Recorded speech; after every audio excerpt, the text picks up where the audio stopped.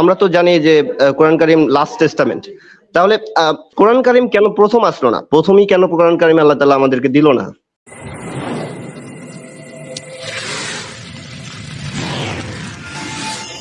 আসসালামু আলাইকুম ভাই।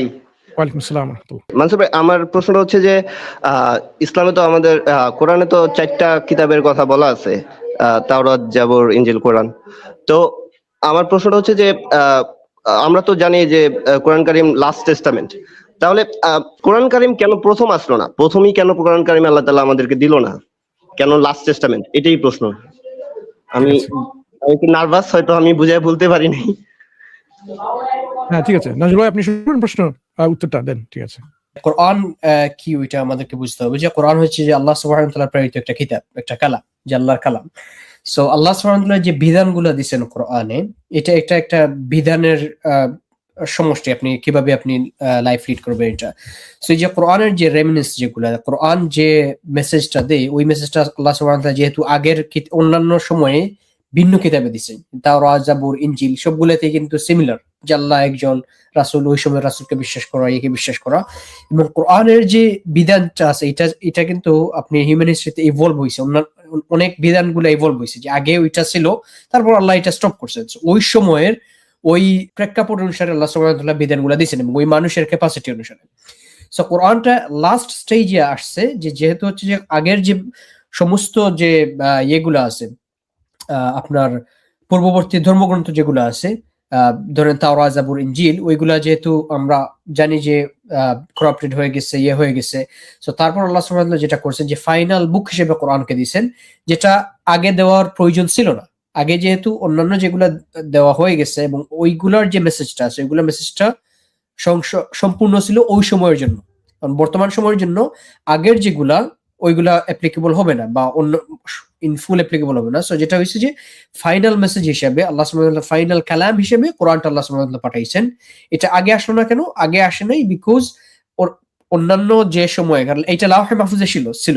এটা এরকম না যে আল্লাহর কাছে ছিল না। এটা শুধুমাত্র আল্লাহ সুবহানাহু ওয়া তাআলা আমাদের কাছে দিয়েছেন এই সময়, স্পেসিফিক এই সময়ে, কিন্তু এটা সংরক্ষিত ছিল লাওহে মাহফুজে। এটা ছিল, কিন্তু আল্লাহ সুবহানাহু ওই সময় দেন নাই, বিকজ ওই সময়কার মানুষদের জন্য তাওরাত, জাবুর এবং ইনজিল ওইটা প্রযোজ্য ছিল, এবং ওইটা ওই সময় যে সিচুয়েশন ছিল এবং যে মেসেজটা দরকার ছিল, ওই সময় আল্লাহ সুবহানাহু ওয়া তাআলা জানেন। কারণ আল্লাহ সুবহানাহু ওয়া তাআলা আলিমুল গায়ব। সো আল্লাহ সুবহানাহু ওয়া তাআলা জানছেন যে ওই সময় যেটা দিলে, ওই সময় প্রেক্ষাপট অনুসারে মানুষ যেটা নিতে পারবে, ওই সময় এটা দিবেন।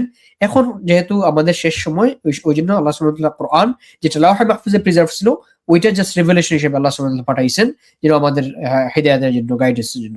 এটা মাসুম আপনি এড করতে পারেন।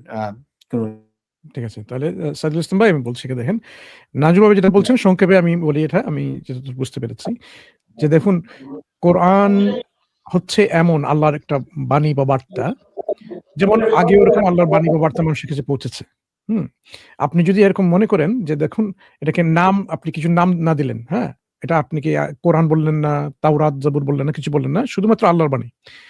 আল্লাহ এরকম করে পৃথিবীর মানুষের কাছে বিভিন্ন সময়ে আল্লাহর বাণী পাঠিয়েছেন, ওই সময় যেটা প্রয়োজন ছিল তাদের জন্য। আল্লাহর পক্ষ থেকে মানুষের জানার জন্য যা কিছু প্রয়োজন ছিল, ওই সময় আল্লাহ মানুষকে এরকম এই গ্রন্থের মাধ্যমে পাঠিয়ে দিয়ে, বিধান দিয়ে মানুষকে এরকম একটা হেদায়েতের পথ দেখিয়েছেন। এখন আপনি ওইটাকে যদি কোরআন বলতে পারতেন যে তাদের কাছে আল্লাহ কোরআন পাঠিয়েছিলেন, এই নামটাই এখানে মনে হয় একটা আপনার সন্দেহের প্রশ্ন নিয়ে আসে। আপনি মনে করেন এটা আল্লাহর কাছ থেকে একটা বার্তা এসেছে, যে বার্তা তাদের কাছে তাদের জন্য নির্দিষ্ট সময়ের জন্য যা প্রয়োজন ছিল সেটা নিয়ে এসেছে। তাদের সময় যে সমস্যাগুলো ছিল, সেই সমস্যার সমাধান নিয়ে তখন এই আল্লাহ বার্তাটা তাদের কাছে পৌঁছেছে। এখন তাদের কাছে যে সমস্যাগুলো ছিল, এগুলো তো আমাদের কাছে যে সমস্যাটা এখন এরকম নাও হতে পারে। আমাদের কাছে এখন নতুন নতুন সমস্যা উদ্রেক হয়েছে, এবং পরবর্তীতে হয়তো এরকম নতুন নতুন সমস্যা আসতে পারে, তাই না? এখন যে বার্তা আল্লাহ পাঠিয়েছেন, ওই বার্তাই কিন্তু তাদের জন্য যথেষ্ট ছিল। এখন আপনি বলতে পারবেন না তাহলে ওই বার্তাটা আগে কেন আসলো, কারণ ওই বার্তা তাদের জন্য যথেষ্ট, তাদের জন্য প্রয়োজন এবং যথেষ্ট। যখন যে কওমের জন্য যে বার্তাটা প্রয়োজন, হেদায়েতের প্রয়োজন, সেভাবেই কিন্তু আল্লাহ তাদের কাছে সেই বার্তা বা কমিউনিকেশন বা হেদায়েতটা তাদের কাছে দিয়েছেন।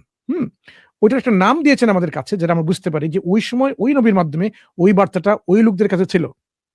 কিন্তু মূল কথা হচ্ছে, প্রত্যেক নবী রাসূল কিন্তু সেই একই বার্তা নিয়ে আসেন, যে বার্তাগুলো প্রতিটি নবী এবং রাসূলের মধ্যে আমরা কমন ডিনোমিনেটর হিসেবে এক থাকে কিভাবে, যে আল্লাহর অস্তিত্ব, আল্লাহ যে এক, তিনি যে কোনো ধরনের অংশীদার নেই তার কাছে, আল্লাহ যে সৃষ্টি করেছেন মানুষের জন্য জান্নাত এবং জাহান্নাম, তিনি যে মানুষকে সৃষ্টি করেছেন তার ইবাদতের জন্য, এবং কিভাবে মানুষ এই পরিত্রাণ পেতে পারে, মুক্তি পেতে পারে আল্লাহর উপর আত্মসমর্পণ করে, এই যে সবগুলো কথা কিন্তু প্রতিটি বার্তার মাধ্যমে, প্রতিটি গোত্রের মাধ্যমে আল্লাহ সেগুলো পরিষ্কারভাবে বলে দিয়েছেন।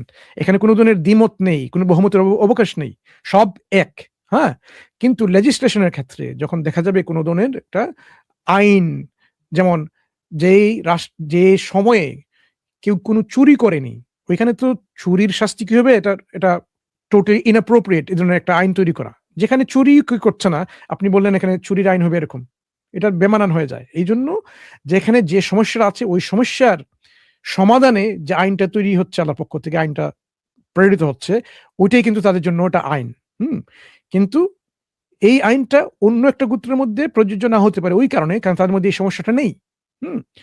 তাদের মধ্যে যে সমস্যাগুলো আছে সেই সমস্যার সমাধানে যে আইনগুলো আল্লাহ পাঠান নবী রাসূলের মাধ্যমে, সেই আইনগুলি তাদের জন্য এখানে অ্যাপ্রোপ্রিয়েট এবং যথার্থ, এবং সেটাই তাদের জন্য এটা তৈরি হয় আল্লাহর একটা হেদায়েতের পথ। এমনি ভাবে চলতে চলতে এরকম কি হচ্ছে, এমন সময় এসেছে যখন মানুষ এমন অবস্থায় পৌঁছেছে যে আল্লাহর পক্ষ থেকে সর্বশেষ বার্তা পাওয়ার, কমপ্লিট একটা বার্তা বা হেদায়েতের পথ পাওয়ার একটা সুযোগ এসেছে, এবং ওই সময় এই সুযোগটা আসার পরেই কিন্তু এই বার্তাটা দেওয়া হয়েছে, এবং ওই সময়টা এসেছিল মুহাম্মদ সাল্লাল্লাহু আলাইহি ওয়াসাল্লামের মাধ্যমে এবং কোরআনের মাধ্যমে। কোরআন দিয়ে কিন্তু এই সম্পূর্ণ বার্তাটাকে, আল্লাহর বার্তাটাকে কমপ্লিট করা হচ্ছে, যে এর পরবর্তীতে কোনো সময় কোনো নবী রাসূলের প্রয়োজন হবে না, কোনো নতুন কোনো গ্রন্থের প্রয়োজন হবে না। এই জন্য ওই কারণে যে কোরআন এখন সম্পূর্ণ বিধান, জীবন ব্যবস্থার পদ্ধতি এবং হেদায়েতের পদ্ধতি বা পূর্ণাঙ্গ হেদায়েতটা নিয়ে এসেছে। এটা হচ্ছে কোরআনের সাথে অন্যান্য ধর্মীয় যে বার্তা আল্লাহ পাঠিয়েছেন, একই বার্তা আল্লাহর কাছ থেকে, তার মধ্যে একটা তফাৎ বা পার্থক্য।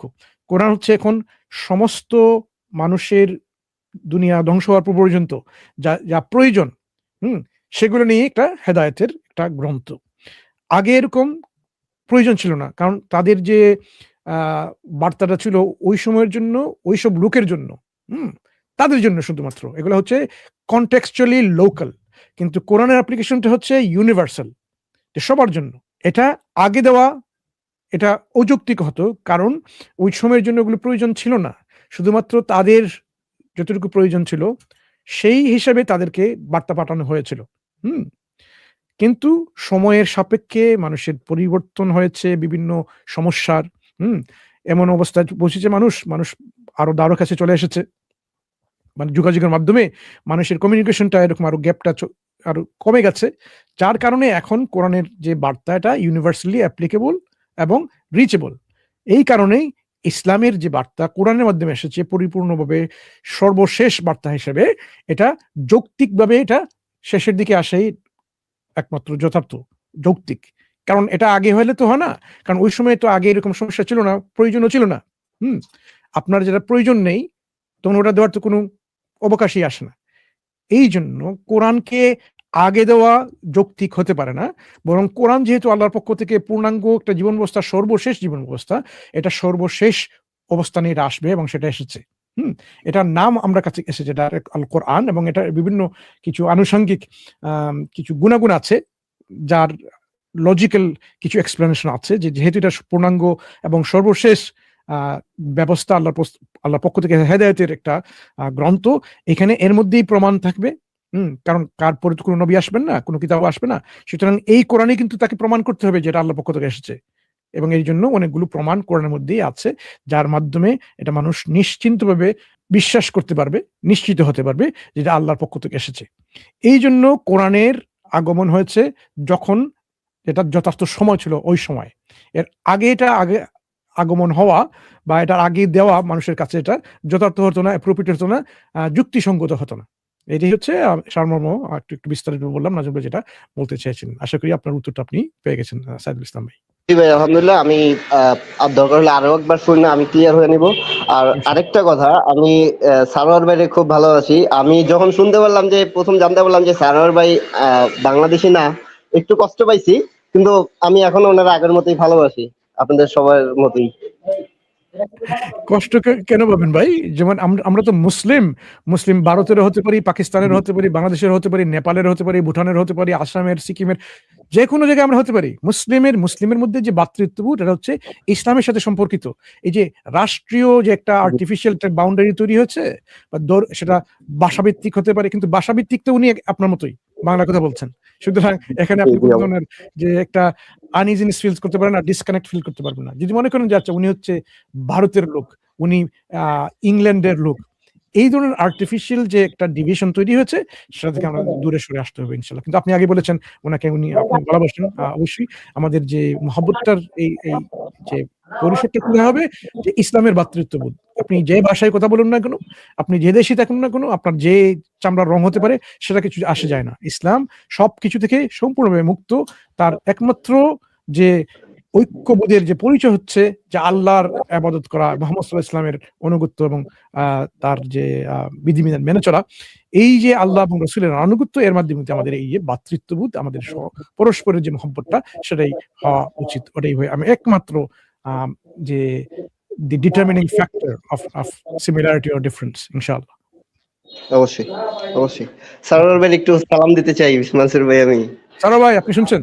হ্যাঁ। ওয়ালাইকুম আসসালাম ওয়া রাহমাতুল্লাহ। না কোনো ব্যাপার না আসলে ভাই, কোনো ব্যাপার না আসলে। যেটা দেখুন যে আমরা সবসময় মানুষের ভালো গুণগুলোর অ্যাপ্রিসিয়েশন করতে হবে, ভালো দিকগুলোর, এবং ভালো কাজ উৎসাহিত করতে হবে, খারাপ কাজে অনুৎসাহিত করতে হবে। এটা হলো যে ব্যাপার।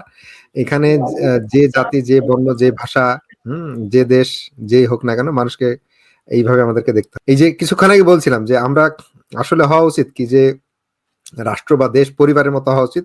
এক পরিবারের লোকজন আরেক পরিবারে ভালো মনের চাইবে, এটা হওয়া উচিত। তার উপরে যেটা হলো যে মানুষ, তারপরে ধরুন যে আমরা একটা আদর্শের উপরে আছি, ইসলামের উপরে আছি। তো সুতরাং এক একটা স্তর আছে, এক একটা স্তরে আমাদের এরকম দায়িত্ব আছে মানুষ হিসাবে। তা কিন্তু সব আগে যেটা হলো যে আমরা যেটা নিয়ে এখন আলোচনা করছি, সেটা হলো যে আমরা সবাই মানুষ, এক স্রষ্টার সৃষ্টি, এটা হলো যে ব্যাপার। এবং তাই আমাদেরকে তার দিকে ফিরতে হবে, এটা হলো মূল কথা। ঠিক আছে, ওকে, অনেক ধন্যবাদ সাইদুল ইসলাম ভাই আপনাকে। জি জি, আসসালামু আলাইকুম মানসুর ভাই, আপনাদের আল্লাহর জন্য ভালোবাসি মানসুর ভাই। হ্যাঁ, লাইকওয়াইজ। ওকে, ওয়ালাইকুম আসসালাম ওয়া রাহমাতুল্লাহি ওয়া বারাকাতুহু।